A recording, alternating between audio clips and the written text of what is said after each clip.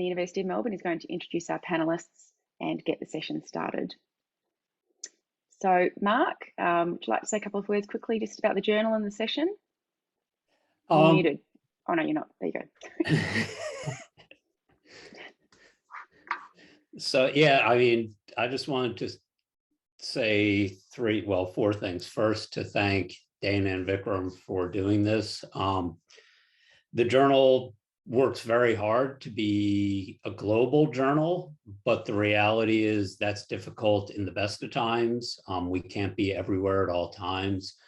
And it's obviously been harder over the last few years. So Dana's been doing awesome work in making sure that we exist in at least a vaguely live presence, as opposed to just forcing people to sort of bend to the will of our North American and European editors' time schedules. So I think that's really important.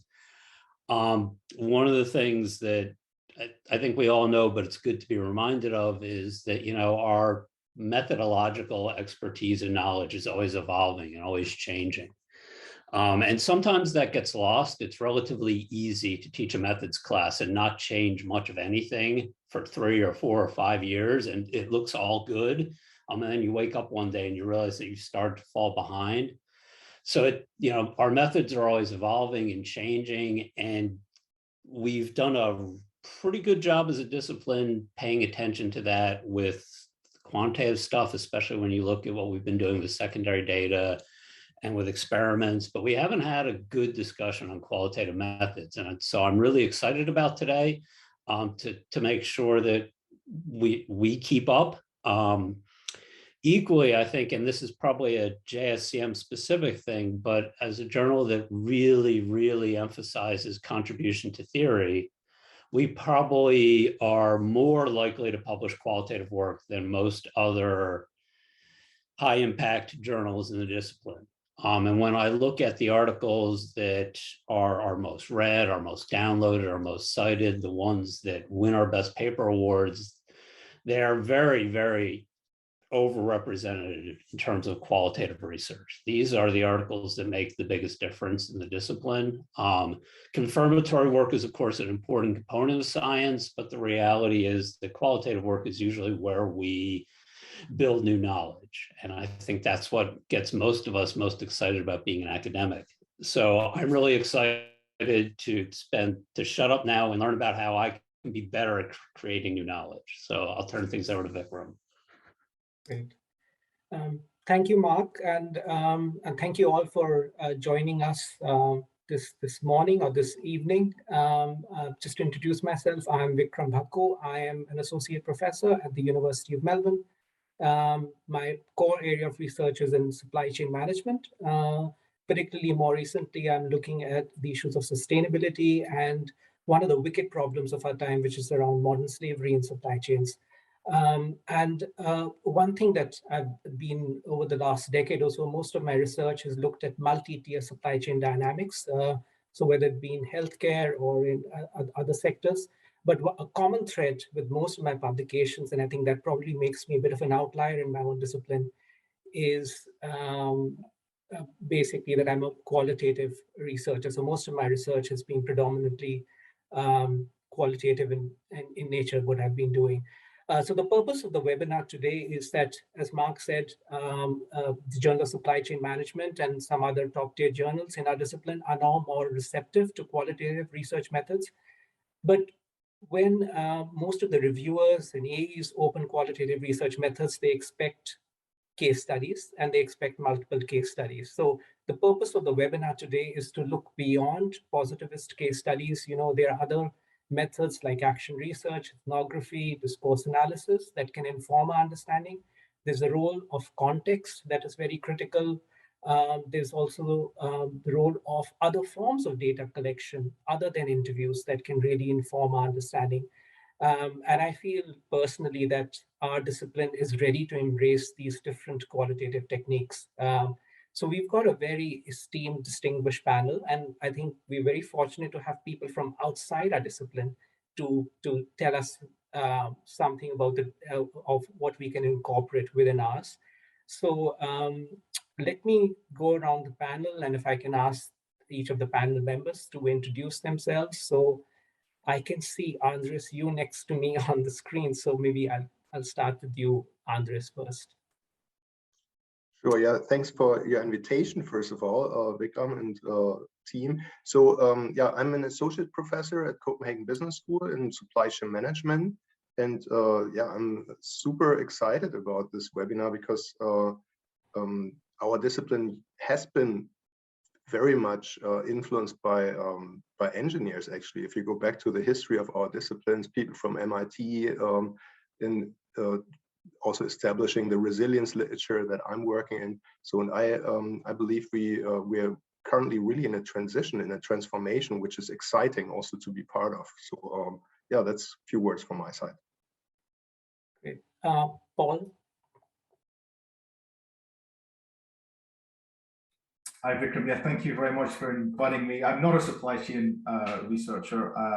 I'm a professor of innovation and organization theory at the Judge Business School in Cambridge. So basically, I study innovation from an organizational perspective. Most of the work is on social innovation, so innovation designed to address different social problems. I am a single case qualitative researcher, so nearly all the work I do is focused on single case studies. I have done some multiple case work, but not very much. And I think, Vikram, you asked us to mention maybe very briefly it's a project that we're working on at the moment. So the main project I'm working on at the moment is on the complex relationship between big tobacco and the feminist movement. Obviously, smoking was stigmatized amongst, or still is stigmatized amongst women for a long time, and this led to a very interesting relationship between big tobacco and the feminist movement, and I look at how big tobacco has appropriated some aspects of feminist discourse. So that's what I'm working on at the moment. Sounds really interesting, but I'll probe you more on that a bit later. Catherine. Hello, good morning, good evening, everyone, and thanks, Vikram, for the invitation. As you can tell from my accent, I'm from Ireland. No, that's a joke. So I've recently, as you can tell from my accent, I'm actually Australian, but I've recently moved. So I'm now a professor in Dublin at Trinity College Dublin. Yes, hello in particular to all of the Australians out there. I understand that often you can't make these webinars because of time zone issues, and I can absolutely relate to that.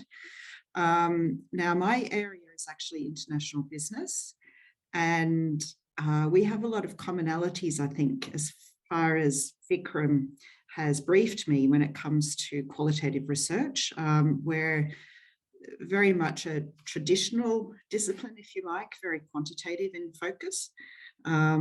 So I'm still one of the few qualitative researchers in my discipline.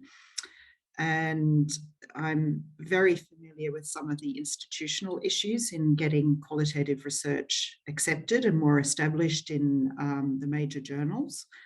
So even though I'm from a different discipline, I think there are a lot of common concerns. So hopefully they can be explored today. Great, thank you. Jane. Thank you so much. I'm Jane Day. I'm a professor of strategic management at the WHU at the Weizsäcker School of Management, and actually see one of my colleagues online, so that's always nice to see. I'm a self-proclaimed methods geek, so I love research methods, in particular qualitative interpretive research methods, and you know I love it because last year I spent my birthday teaching methods, so obviously I must love it a lot, and that also kind of has informed my journey. So I'm one of the associate editors at our premier methods journal, which of course is organizational research methods. So if you submit something methodological, and I always would invite you to do so, it would either come to me or Thomas Greckhammer. So that's a little tidbit for you. In terms of research, I focus on strategic complexity. So I'm interested in those things that organizations find really difficult to do. For instance, how to implement and manage multiple competing goals. Having said that, at my heart, I am an interpretivist. So like Catherine, coming from a traditional discipline, I've kind of broken the mold a little bit. And I tend to do single case studies. So, I mean, at least a year, sometimes 2 or 3 years, immerse in an organization, following the meetings, doing job shadowing, interviews, being on the ground with whatever it is that industry at the time. It's normally large FTSE 500 companies, but it could be anything. And what I particularly like is pushing the boundaries of what's possible in research methods and our field of management organization studies more broadly. So one of the projects I wanted to briefly introduce is a project I'm doing with a PhD student of mine, Momin Durrani, and we're looking at bomb disposal squads in Pakistan, where we're actually recording with video the disposal itself, and then having a breakdown narration by the disposal expert to explain to us what is happening in the moment to better understand risk management. And I think in supply chain, a little bit about managing risk. So I thought you might appreciate that. Thank you so much. Pleasure to be here. And back to Vikram. Great. Thank you, Jane. Hakan. Thank you, Vikram. I'm so pleased to be here. Hi, everyone. Good morning, good evening. It is a great pleasure to be here. My name is Hakan. I'm a researcher at University College Dublin. Currently, I am holding an action research on just transition across complex fashion supply chains. And I am a researcher under the Mercury Individual Fellowship. So currently I am just conducting my research across complex multi-tier fashion supply chains. Why? Because climate crisis and social inequality are intertwined crises, and we really need to understand what happens at the base of the pyramid. Even though there are issues that there are research, there are things that we have explored, the base of the pyramid, bottom of the pyramid, we still don't bring agency back to the workers or back to the farmers. And just as a quick breaking the ice sentence, my mother was a dressmaker and she was a garment worker. And I know the difficulties happening behind the scenes. So it was my, I will say, personal and professional imperative to really bring a worker voice to the spotlight. And for my PhD, I have been conducting case study research for the last 9 years, always in fashion supply chains, looking at power, feminism theories, ecofeminism, and the social exchange theory. But recently, I am just immersed in action research just to bring more of those contextual and interesting insights to the spotlight by using workers and farmers as the main subjects of my research. So yeah, that's me. Thank you so much for having me. Great. Thank you, Hakan. So we've got a very, very interesting panel over here. I think the first question I have for our panel members and is something that we have been using quite a bit in our discipline, which is case study-based research. And there was this article written in 2014, which was in the Journal of Operations Management, which is about the renaissance case study research by Tom Choi and Mitu Ketukivi. And Catherine, you're an expert doing, and teaching case study research for a while. I wanted to get your thoughts on what are some of the contemporary developments with case study-based research, and where do you see it heading in the future? What are some of the stumbling blocks, and also some of the contemporary developments in there? So, Catherine, over to you. Yeah, thank you. I'll probably start with a quote from Evert Gummerson, who is a marketing scholar, and he was one of the ones who really was a standard bearer for case research in marketing, which for a long time was quite hostile to case studies. And writing 5 years ago, he said, case study research has been floating around in pretty much the same water for several decades. Every single article or thesis I read or get to review refers to Yin or Eisenhardt. He says their publications are in many ways excellent, but has nothing happened in the past few decades. I agree with Mark that methods are dynamic, they evolve, they're changing, but case research seems to be the exception. If you have a look at case studies in my discipline and also in a lot of other areas, you can see from Evert Gummerson's comment, we have these dominant citations that we always revert to. And if you think about it, they really are what the case study was circa 1980s. So we're sort of frozen in time in some respects when it comes to case research. So one of the things that we can do today, I think, is explore how actually case research in other areas in the social sciences has moved on. And thinking about why we haven't in the business school, it is the problem of legitimacy, of always having to legitimize case research to explain why it's okay to do single case studies rather than just multiple cases, etc., etc. So we've sort of been stuck in this issue of legitimacy, which means that a very particular way of doing case studies has remained dominant. But the good news is there are changes, and I think already in the introductory comments that people have made, you get some sense of what some of the changes are. And I think the business school is slowly moving on and exploring different ways of not just doing qualitative research, but also thinking about what really case studies can provide. So I'll probably end for the moment by talking about the problem and sort of where I see the transition point as being, which is that we are exploring different ways of doing the case study rather than go any further, because I know the next topic on the agenda for today's webinar is context, and that's where I really see a lot of innovation happening in case research and exploring the power of case studies to really factor in context. Right. No, thank you, Catherine, for this. Paul, what are your views on case studies? And you've been doing a lot of single case studies. So what are your views on where we're headed?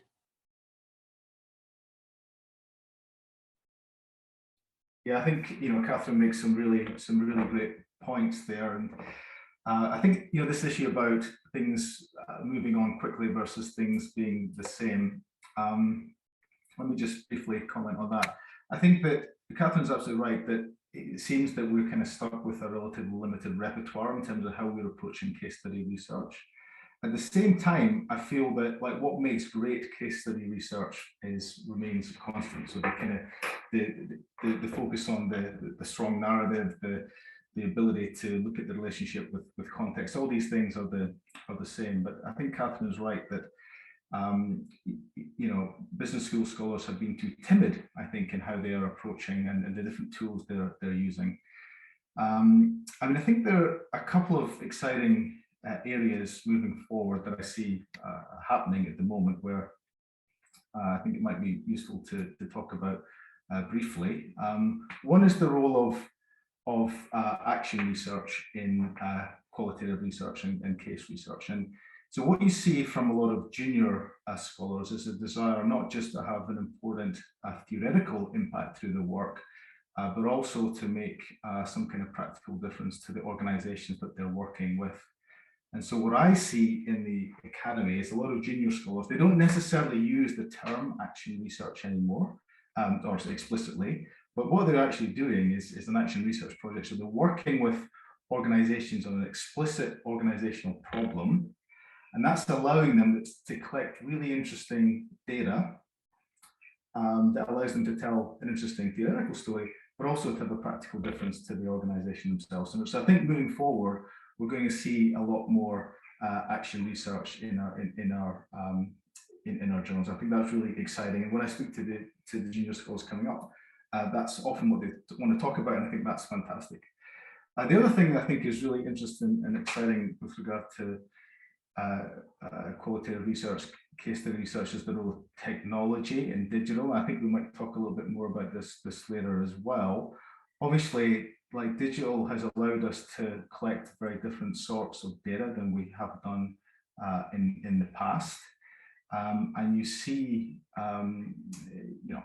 not just social media data, but you see a lot of qualitative researchers that are engaging in digital ethnographic methods or netnographic methods, if you like, and starting to draw these into the work. And I think that's really exciting. I think we're going to see more of that going forward. So I say these are the sort of two key developments that I would say. A focus on more on action research and thinking about helping organizations that we're studying in practice, and also drawing more heavily and more systematically on technology and digital data of different kinds, which I think we'll talk about a little bit later as we do our case study work. Great. No, I think those are really interesting avenues. So probably I'll get somebody from the voice from within the discipline. Andres, do you have anything more to add in terms of the case study and where we are at and where we headed?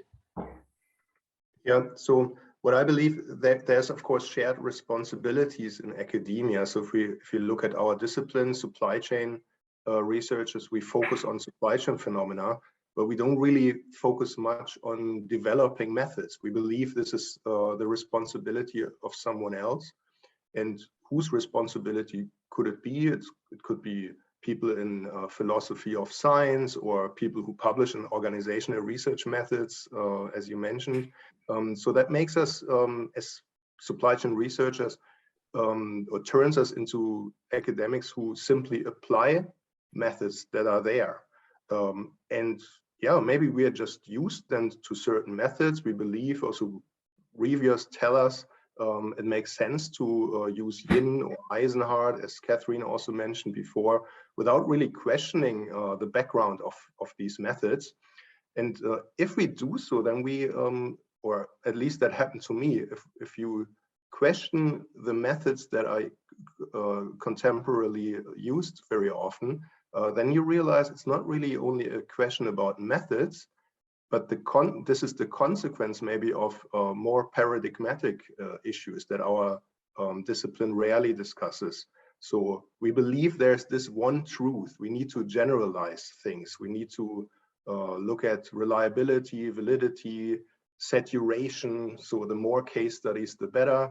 So then we can generalize and find this one truth. And that's almost as people in physics or in the hard science really work. So they look at stars 1,000 times, or shoot something in these large colliders millions of times, and then they try to, this is like saturation then, in a sense, they try to generalize phenomena, and in physics this certainly works very well.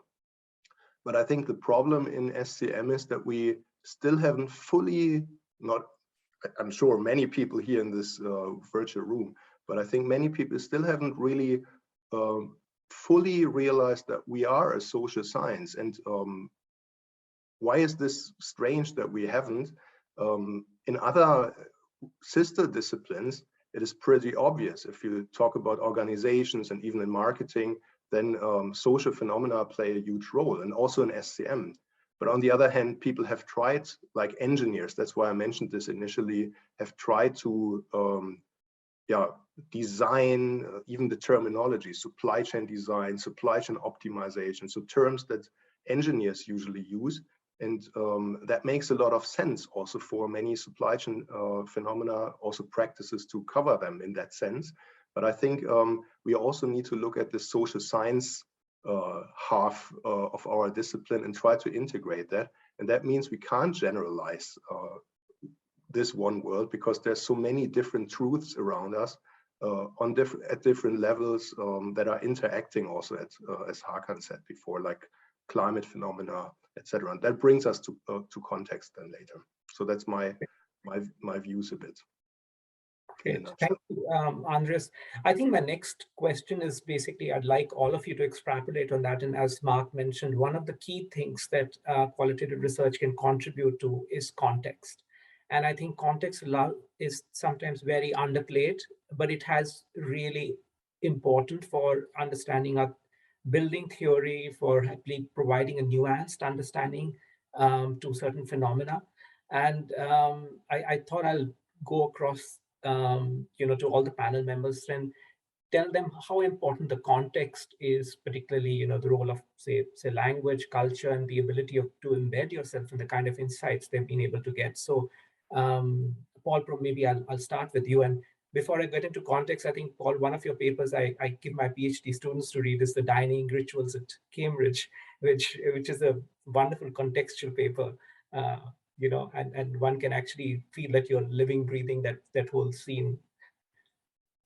Thank you very much, Vikram. Of course, because I work at Cambridge University, that was a context in which I'm already embedded. So I was a cultural insider on that, because so often, of course, as qualitative researchers, our job is we're cultural outsiders. We're trying to understand the context, the world from other people's perspectives. In that case, I was a kind of an insider, having, you know, working at the organization I was studying. So that was quite a different experience for me, and I think I was able to say some things about that context that I wouldn't have been able to say as an outsider, but it also posed some challenges because I was perhaps blind to some things that were happening as well. But I do think, like, the issue around context, it's so important. Context is absolutely critical in qualitative research, and one of the most important decisions we have to make is about the context that we're going to study. And this is partly because, you know, as Andreas was talking about before, qualitative research is not about statistical generalization or generalization of any sort, in a sense. It's about, certainly from an interpretive perspective, it's about getting a rich account, explaining the nuance and detail, the weirdness, the drama of organizational life, if you like. And of course, social life, organizational life is context bound, so it's really important that we understand what's happening through this context. And I suppose I should also say, I think about context in two ways. I think about this context in terms of the specific organization that I'm studying. That's one way in which I think about the context. But I also think about the context in terms of the broader social or institutional setting in which that organization is situated. And as a qualitative single case researcher, I see one of my main jobs is thinking about the interaction between these two things, about the organization and the setting, the cultural, the institutional setting in which it's located. And so, you know, when people are selecting their research site, you know, it's very, very important. You need to think really carefully about why they're selecting it. My own strategy is to focus on what I see as really interesting cases, to focus on the outliers, I suppose, the extreme cases in a sense, because I think that allows you to see aspects of organizational life, of behavior that are not necessarily immediately apparent, and that you can then use to draw interesting insights and kind of understand the social world more broadly. If you are taking that strategy, and I think sort of many people on this panel probably would take that strategy, I think a really important part of the research process is to think about the sort of boundary conditions, if you like, just to think about to what extent do the insights that you develop from your study, to what extent are they distinct to your particular context, the case that you're studying, because it's so unusual, and what aspects of that case can apply more broadly. That being said, I've also seen really interesting work that focuses on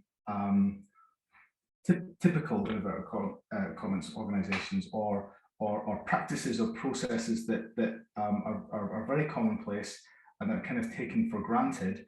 But actually, when you start to scrutinize them more closely, you know, we may think of these as kind of normal and accepted, but actually it's not necessarily inevitable that these things would happen. And so explaining how that process comes to be, how normal comes to be seen as normal, can also be a really interesting strategy. But whatever decision people decide to take when they're thinking about the context that they're going to study, you know, my advice would be to focus on a context that's interesting in some way to you, as one that you can tell a story around, a narrative around, because that's what allows you to draw the reader into your work and allows a range of audiences to connect to your work. So I always keep that in mind when I'm doing to do my own research, to think about how I can weave a story, a compelling story, a compelling narrative that brings this setting to life and so explains the social world and all its drama and all its interestingness. Great. No, thank you, Paul. And I think probably a segue from this would be going across to Jane. And I think Jane, you had mentioned a very interesting context that you've been studying. And what's your role, and what do you think role of context has been with some of the studies that you've been undertaking and the kind of insights that are produced? So obviously, like Paul, I think context is everything. I'm an interpretivist, right? And I think it fundamentally changes the entire dynamics. And if you want to understand the way that people in organizations live organizational life and the dynamic that generates, then of course you have to know context. And I think here, I think I want to pick up on two things that Paul said. I think the first is that if we really want to understand the range of, organizational phenomenon and life, then of course we need to access those two, right? And I think if you talk to most people editing journals now, they will tell you we need more non-traditional contexts, right? So anything outside the US, FTSE 500, whatever, is interesting. Why? Because it allows us to access new phenomena or access phenomena in different ways. And that's really exciting. And the second point I want to pick up on is that I think context, of course, is really important, but not just the org space, institutional space, the kind of temporal space, but also within the organization itself, the different spaces and, institutional contexts that are occupied. And I think that's really important. So if you think about something like this bomb disposal team in Pakistan, it can't be compared to a German bomb disposal squad. It's not possible. Why? Because they do have all of the wonderful equipment we have in Germany, in fact. They just can't use it because of the nature of the terrain. So if you try to use one of these robots in, dirt and sand and gravel and stones, it just doesn't work.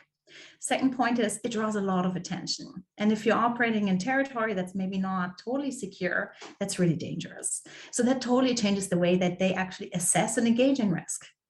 So whereas in Germany would say, great, we have the bomb disposal robot, we're out of the picture, we're fine, this is super safe. Actually, in Pakistan, the exact opposite could hold true. This is really dangerous, attracts too much attention, and this puts us at risk. So that's why context is so important, because it helps us understand why people do the things that they do.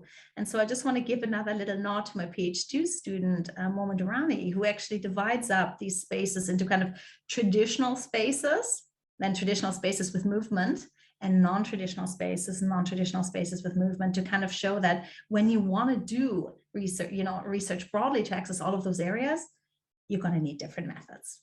So that's that for me. No, that's fascinating, Jane, with the kind of work there. And I think I'll move to Catherine. And Catherine, you've written substantially about context in your latest paper as well. So what are your views on context and the value? Well, in the latest paper that you've referred to, we're saying that all too often case researchers are encouraged to bracket out context because, that's what's specific and not generalizable. But what we're saying is, no, it's not, it's explanatory. So you shouldn't just have an article where you have, this rich description of the background of the study in terms of the research setting, and that's that. As Jane said, you cannot understand what people are doing and why without making context part of the explanation. And this isn't just what you see and what people are talking to you about. And this is why qualitative research is so tricky, because very often what's happening is due to forces which really aren't observable in the immediate setting that you're involved in. And I think one of the best writers on this is a sociologist and ethnographer, Michael Burawoy. And he recalls how he was doing this in-depth ethnography of a single factory in Chicago. And he developed what he called he built on an existing approach to case studies, which I think is very different to traditional case studies, called the extended case method, where you deliberately extend out from the immediate interactions that you can see and observe, and explain, for example, the global forces that are really bearing on that setting, and explain why people do what they do. But he said that he was so caught up in what was going on the factory floor that he was observing, he really didn't understand, the global forces of the way capitalism was structured at the time, and why that really mattered to his research site. And I think that's a really important observation for supply chain management, which happens in a global context. And when we're talking about context at the moment is changing enormously and before our eyes. So when we're talking about context, living through this time of upheaval that we're experiencing, you know, this is something that suddenly we're more aware of. You know, there was so much about our context which we took for granted, but now we are experiencing change. We can see that. So it's a very rich, challenging but rich research environment for qualitative researchers right now. Great.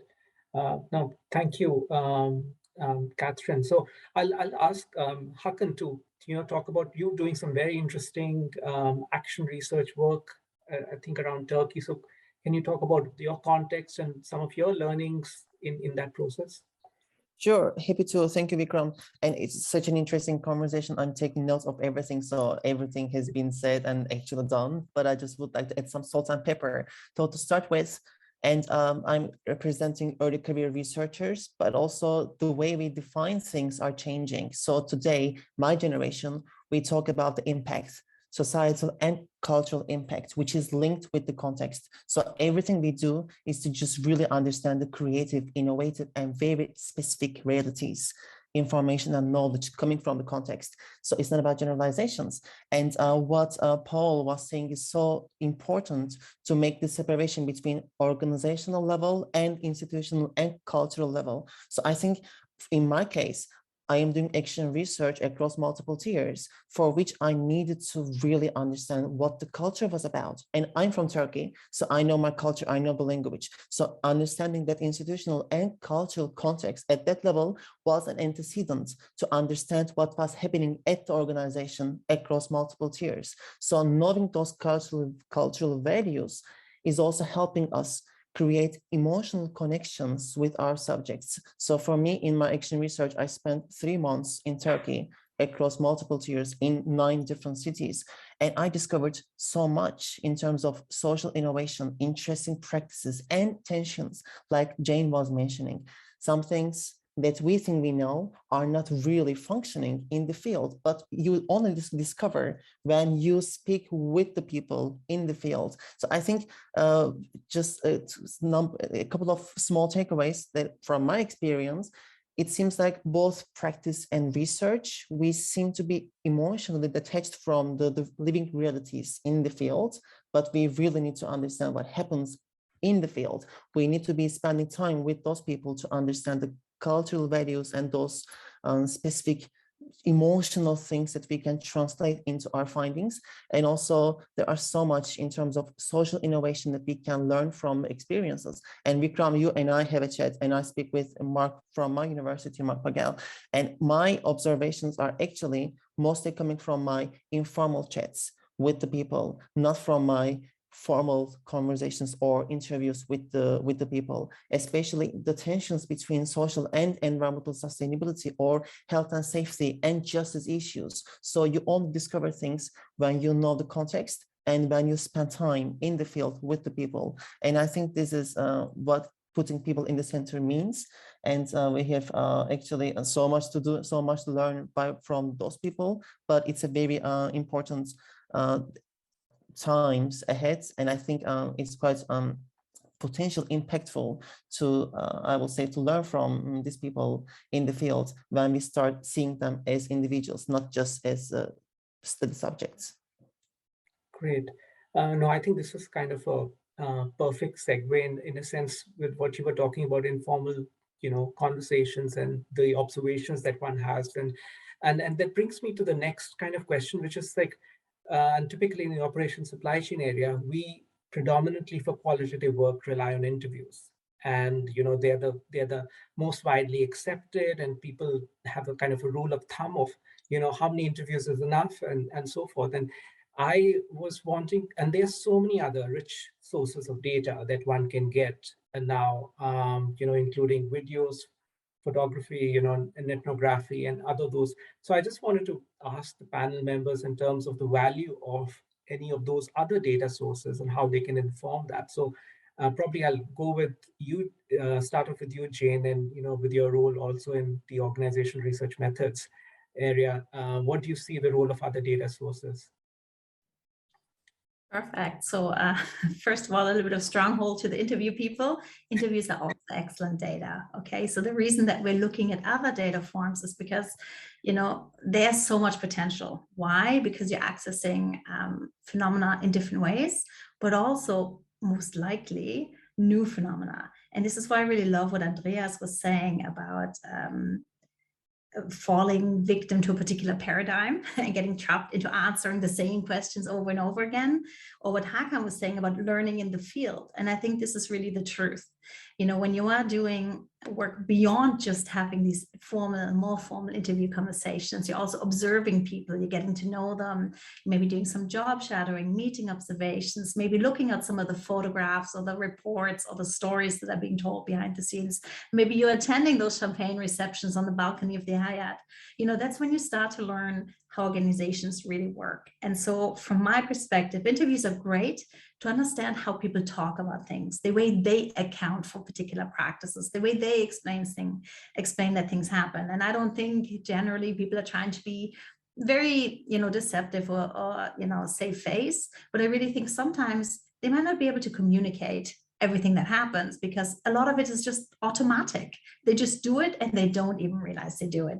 And so how do you learn about those things without seeing them in practice? And that's why I would always recommend also, you know, what you might call triangulating, what I might call exploring different phenomena and avenues, is actually look at that from that perspective. You know, if I think about supply chains, we're talking all over the world, right? Think about Ukraine as an example. I'm sure right now, Ukrainian supply chain looks very different than, say, an American one. So I would want to think about, so how can you access some of that complexity, you know? And obviously we were talking about some, you know, video facilitated or technologically facilitated data access, but just having conversation is probably not enough because time is precious and conversations are expensive. So how can we kind of trade off some of the quality and the data, not just for us, but also for the participants in the field? Because, you know, if they're having a meeting and you're coming, that's free for them. If you're having a 1 hour conversation with everybody, that can quickly tally up in organizations also. So also thinking about your role as a researcher and responsibility, I think it's very important. So what I would like you to think about is not just what kind of cool new data can I work with, but what kind of questions do I want to ask? And how do I best access and answer them? And what kind of data can I use for that? And so, you know, I just want to give you a couple of really quick examples that I think are helpful, because I think it's very important to know that one particular research design doesn't fit all research questions, even though it could be a great design. So I think one of the papers I want to quickly shout out is the paper by Paula Yazowkowski and Rebecca Bednarek. It's 2019 in SMJ, and they used a multi-research, multi-organization, multi-country video ethnography to study the insurance or reinsurance market, showing basically how little things like how you put on a tie and shine your shoes actually change the entire dynamics of the reinsurance market. And that's really seeing these kinds of connections is not possible just through conversation. And the other paper I want to quickly shout out is by Curtis LeBaron and his colleagues in organization science. And I want to shout that out because they use videotaped medical handovers to basically understand how life happens in hospitals. And they see things like body movement, eye gaze, the layout of the room, and how that influences dynamics. But critically, they're also working with a medical doctor to do organizational research and to write these papers, bringing in a whole new perspective. So I guess what I'm trying to say is the sky is the limit and there's lots of potential here. Go out and do it. I think you'll find a very receptive field. Great, thank you, Jane. Andres, what do you think within qualitative research within our discipline? You know, what we can use beyond interviews, or what are your views around that? Yeah, maybe if I span it or talk a bit broader first, just about the comparison again, because I think this is important between supply chain research and other fields, especially the physical science. So in physics, it's all about understanding there's one physical reality, our universe, maybe atoms. Of course, you can question this and can say maybe there might be different realities also there, but most people would certainly agree in physics there's one reality, so generalizability makes a lot of sense. And just also to reiterate that Yin and Eisenhardt, these positivist type of case studies have certainly been very useful, but the idea here is still that we assume there's one reality. In that case, is one social reality, and we've tried to generalize things. And if there has been context, it was about moderating variables, maybe only. So maybe there's country as a moderator, or I don't know, certain other aspects. So that means science then is almost like, or social science is almost like celestial mechanics. So very, very traditional, so to say. And we have to admit there's these different truths, as we have discussed in the last questions, different social realities that even operate at different levels, at the supply chain level, at the worker community level, at the, Hakan mentioned this, at the climate level. So climate scientists have a totally different reality than supply chain researchers have, arguing that the world might collapse if we don't reach the Paris goal of 2 degrees.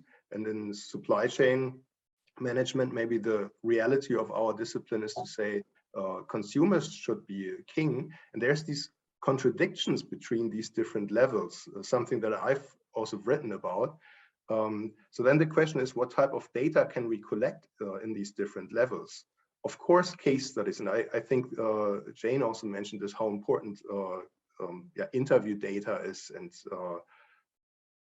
similar textual data, but of course also maybe enriched by other sources. And now we have super quantitative approaches, machine learning, that are so quantitative that they increasingly become qualitative again, because they mimic the way our brain works. So this is all also melting together in a way, which I think is quite interesting, and again, super exciting. But that also means for our discipline, for our PhD students, for the training of our PhD students, that we need to learn about these different techniques, these different methods, but also about the different underlying paradigms. And I think this is something that where our discipline hasn't been very good at. Great. So I'll move on to quickly on to Catherine. Do you have any views on alternative data sources? And same as in international businesses, also relied on interviews. So where do you see more potential, Catherine? Yeah, just to add very quickly to what others have said, because we've just been talking about the future and how fast moving things are.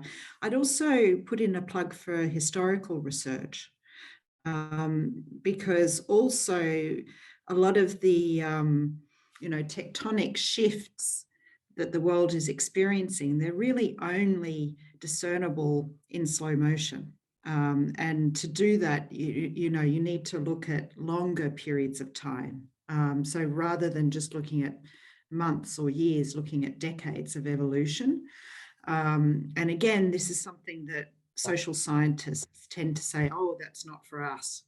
But once we start looking at process, really questioning the temporal context, I think we have a lot to learn from historians. Now, obviously, we look at these longer time periods in a different way to what historians do, but I think we have a lot to learn from them as well, rather than just dismiss it as, oh, well, that's the glorified description. So I guess that's the only thing I'd add. Great. Any comments from you, Paul, around that with some of the single case study work that you've been doing? I mean, I think the panel have covered most of the points that I was going to make on this one, Vikram. I think that I just want to, I guess one additional source of data we haven't talked much about is social media, which is becoming so important in qualitative research. And there's some good examples of people who've used qualitative social media data really well. But just to touch briefly on the point that Andreas made, there is a danger. I mean, I see it with my own work, because I use quite a lot of social media data. Sometimes you get pushed to quantify the social media data that one pulls in, and that turns it into a different type of paper, I think. And while, as Andreas said, all this, the developments in machine learning are really exciting, I think it's quite difficult often to use these techniques and keep an interpretive frame when you're analyzing your data. So I think social media is really exciting, but also poses some risks and dangers for the qualitative research community. Great. Now, thank you. The other question that I wanted to move on to is something that has been quite close to my heart, and I've been working on that for a while, which is basically, are we moving towards some kind of templates in qualitative research methods? And is it basically, they are basically, so to just inform the people who are joining in, with the operations and supply chain area, they are more or less, they are kind of systematic or simplified, repeatable approaches to data collection or analysis. So you see, the Eisenhower mode of the cross-case analysis and seeing certain tables, or you see certain coding structures permeating through that. And that itself stifles the kind of creativity or the innovation that we might have, in reporting qualitative research. So within that, we've just published a special issue in organizational research methods, and Catherine and Jane both have published papers in there. Please go and have a read. But I'd like to turn the attention to you guys. And Catherine, what advice do you have for folks here in operations and supply chain, so that we don't stumble into that path of following a regimented template and mimicking what's around there and copying something that's been published in a top journal?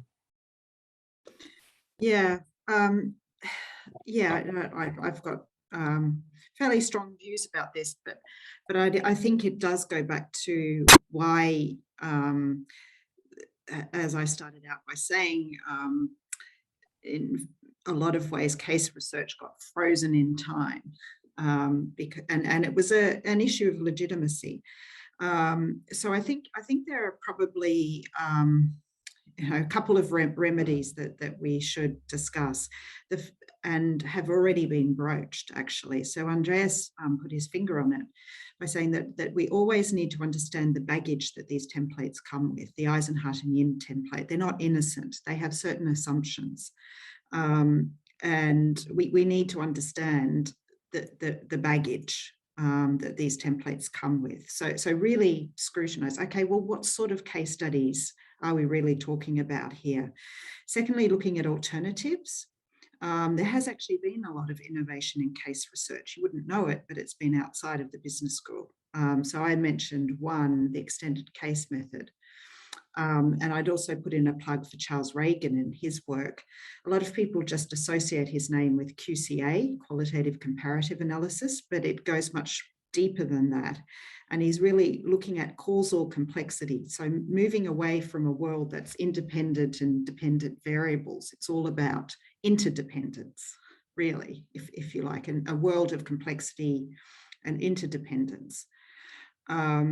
So there are alternatives out there. We just have to make them better known. And the third thing that I'll say, there are lots of other things, but I'd say that the other thing is that we need to be better reviewers. We all often say, authors should do this, authors should do that. But we also need to be really careful as reviewers that we don't just go in saying, okay, well, this isn't a multiple case study, so therefore it's no good. I would say we need at least to be a little more multilingual when it comes to our reviewing practices, and to be able to be comfortable with reviewing a wider range of qualitative work, even if we don't do that sort of work ourselves, that we can assess it on its own merits. Great. No, thank you. I think these are very valid points, particularly, with going through the gatekeepers of the discipline and them to be, praised of the different methods that they might come across. So, Jane, do you have anything else to add in terms of falling in this trap? Yeah, so one thing to the kind of graduate students on the call, there's nothing wrong with a little bit of templating, right? Picking and choosing good practices that you can incorporate in your papers. There's nothing wrong with that. The problem is kind of trying to force a framework on your paper when it doesn't fit. And so the trick is really that you understand your research design and ambition, you understand the traditions you're working with, and you can make sure those fit. And when they don't fit, you get a lot of pushback from examiners and reviewers, which is why it's so important to be clear, understanding both kind of the method itself and the traditions, but also how you want to use it and bring it together. So, my friend and colleague Thorsten Schmidt and I, we always advocate for innovation in research methods. And we say that it has to happen with a purpose in mind, and that has to be obviously some theoretical contribution, accessing a new phenomena, understanding things in different ways. And remembering that every time you move with a method, there's a theoretical implication for you, right? It's about the way you view the world, or what you can say about the phenomena, or the way you can report your findings, the conclusions you can draw, and know that. And so it's really important to know those methods and be reflexive with them and creative, and see that they can actually allow you to access your context. And then I just want to reinforce what Catherine says. It's all about having good editors and good reviewers. And for us now as experienced authors also to push back and say, no, this is not a Jayoa type-grounded theory paper, and that's okay. There's other work, and that's a tradition I'm working in. And that's not the job of an early career scholar, but I guess here I'm putting the onus on us to say, hey, push back at that and say, no, I'm not going to go back to Corley and Jayoa and use your templates. That's it from me. No, thank you.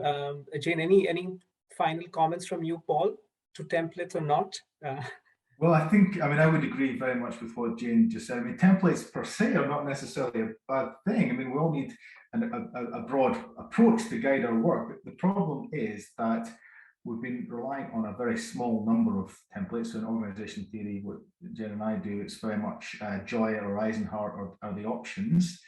But not just that, within the templates, often editors and reviewers have very clear and fixed ideas about how that template should be used. And of course, there are a range of different ways that one can apply a particular approach. So I think as editors and reviewers, we do need to think more broadly, not just about the range of templates, but also how particular templates are applied. It's not a recipe.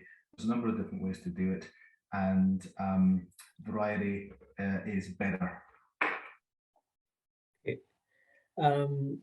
So that was a great advice. So I thought to kind of close off on a high, in a sense, with all of you kind of reading, and they're papers that one reads and one gets the wow factor, and you feel this is an incredible paper, and it challenges theory, it challenges us intellectually, and they're very creative. So I thought I'll go across to all the panel members, ask them the two papers that have kind of really inspired them, and why they've inspired them. So maybe I'll start off with Hakan.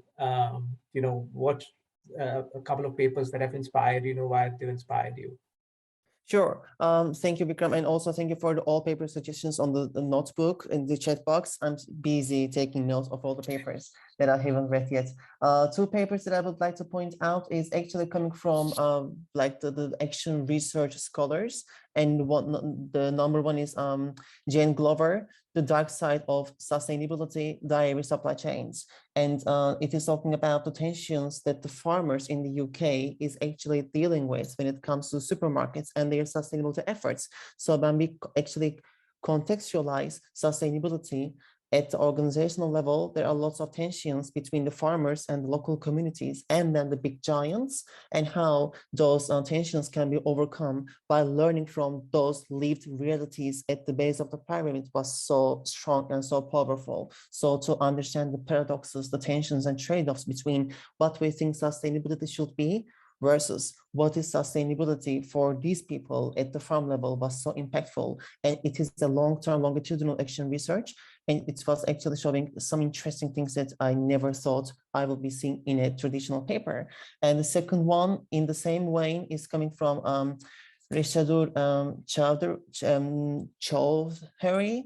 It is a critical essay. It is a very critical management paper. It is about violence and insensitive violence towards, again, the marginalized communities coming from global north. So it was a very, I will say, it was a great wake-up call for me to understand the difference between global north and the global south. And it helped me actually create my own research design by seeing these differences in terms of cultures and also the way we perceive things, even in the publication space. So it was also a nice way of understanding how we can put also global south under the lens and to build a system around them rather than imposing our truths or our principles to them. So those two papers are my, I would say, standout papers, and I will put them on the chat box for everyone to see.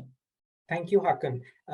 Jane, what about you? You evaluate a lot of qualitative papers, so we're keen to know what your picks are. So I've cheated a little bit because I've already mentioned some papers. Yeah. But one of the papers I really love is the action research paper by Lucia and Lewis, 2008, in the Academy of Management Journal. And I love this paper because I think, well, I know it was a hard paper to publish, but it's a great paper, both in terms of what it does theoretically, but also the way it reintroduces action research to us as readers and explains what was done and really gives us insight into how research can look. That's not the typical AMJ cut, cookie cutter type style of research. So I really love this paper for that. And the other paper I'm going to introduce, given that I've already introduced you, is the kind of series of papers by Steve McGuire and Cynthia Hardy. I think they have an excellent set of papers where they talk about, for instance, the deinstitutionalization of pesticides. And what I love about this paper is that they really go super micro, like the definition in the textbook, and super macro, like how society perceives and talks about particular issues. And so those are two additional papers I would leave you with, that if you're interested in doing really interesting, innovative, qualitative research, those are two particular approaches you could use. Great. No, that's quite insightful and inspiring. Thank you. Catherine, what are your favorites? Yes, I was actually going to go off on a different tangent, and rather than talk about reading papers all the time, to read more widely. So yes, of course, we're going to be reading papers, and of course, we're going to be using particular qualitative articles as models and inspiration. But as I've been saying today, I think we should also look at case work that's being done outside of the business school. So I've put in a plug for, say, Michael Burraway and the extended case method. So for me, I've found a lot of inspiration going outside and looking at what's happening in sociology and in political science, where they have been extremely innovative when it comes to case research. Great. No, thank you. And I've put that up there on the chat. Paul, what are a couple of your favorites?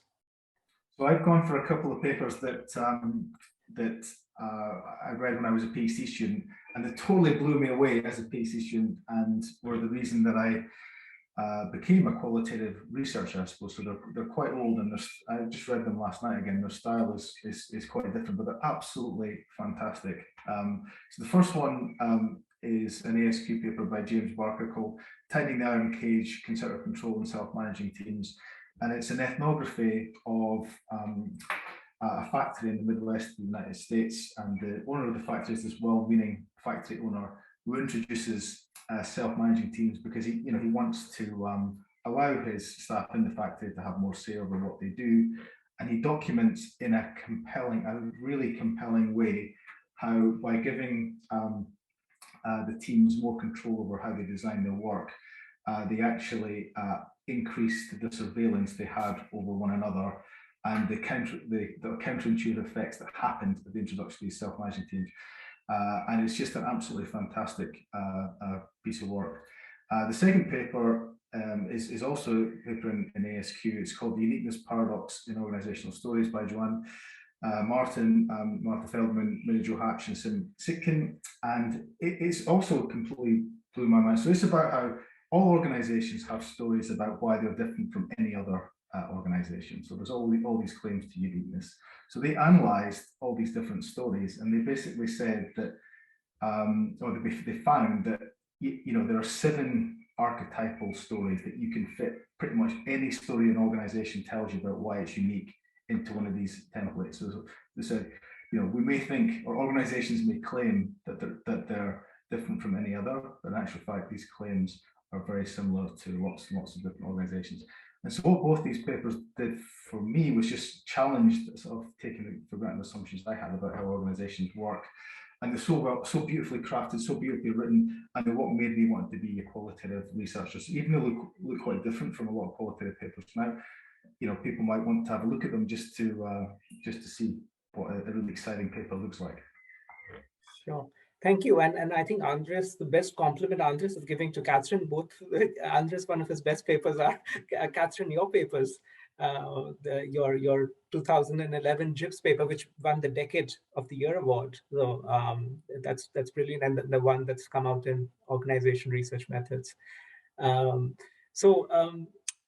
think we're over time. And I want to thank all of you, you know, for sparing your valuable time and coming and speaking to, by and large, the supply chain community, who are future reviewers and, you know, gatekeepers, and are passionate about qualitative research, and sharing your expertise and your insight. So I'm, you know, on behalf of the journal, and, you know, I'm really grateful, and thank you so much for your time and coming and talking to us.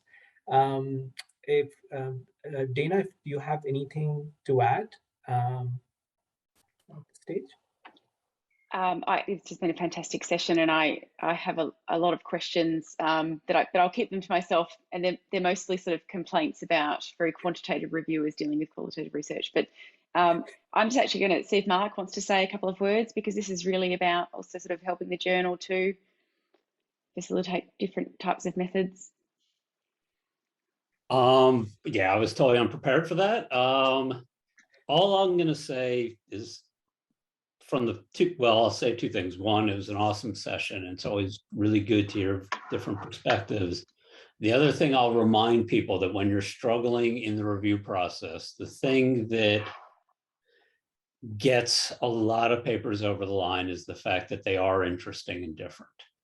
That we, for all our whining about templates and regurgitating and just, you know, incremental add a variable crap, the reality is that's interesting, gets you a long way to that's published. And so, you know, I think a few people talk about, you know, be willing to push back. If you can show me why what you're doing is different and why it's better because it's different, and the fact that it's interesting, I think that gets you a lot. It may seem like a battle, but it's just a different battle than trying to get a really incremental, really boring paper published. And so I would do it, and remember that we actually do want those papers. Great, that's quite encouraging for people who are sweating it out. They're doing qualitative work embedded in different contexts, and, you know, battling with all the other things that come with it. So thank you all for your time, and